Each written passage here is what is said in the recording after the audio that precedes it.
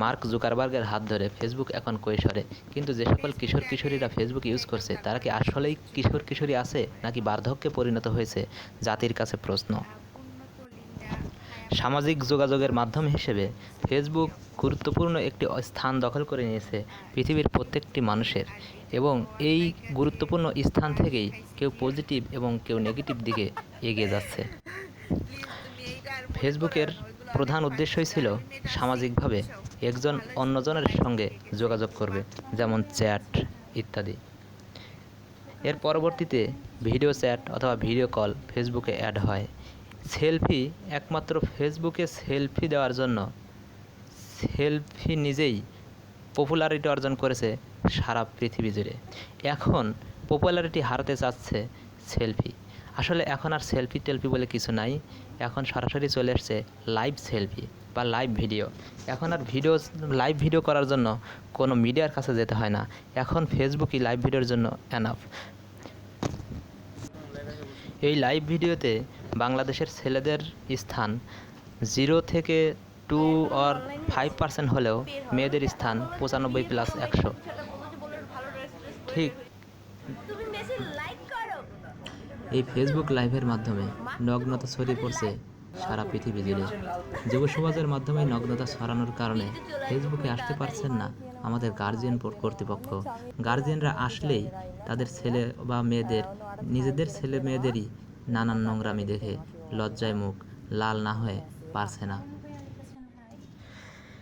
একদিন মাটির ভেতরে হবে ঘর, রে মোহনা আমার কেন বাঁধো দালান ঘর, রে মোহনা আমার কেন বাঁধো দালান ঘর। একদিন মাটির ভেতরে হবে ঘর, রে মোহনা আমার কেন বাঁধো দালান ঘর, রে মোহনা আমার কেন বাঁধো দালান ঘর। প্রাণ পাখি উড়ে যাবে পিঞ্জর ছেড়ে,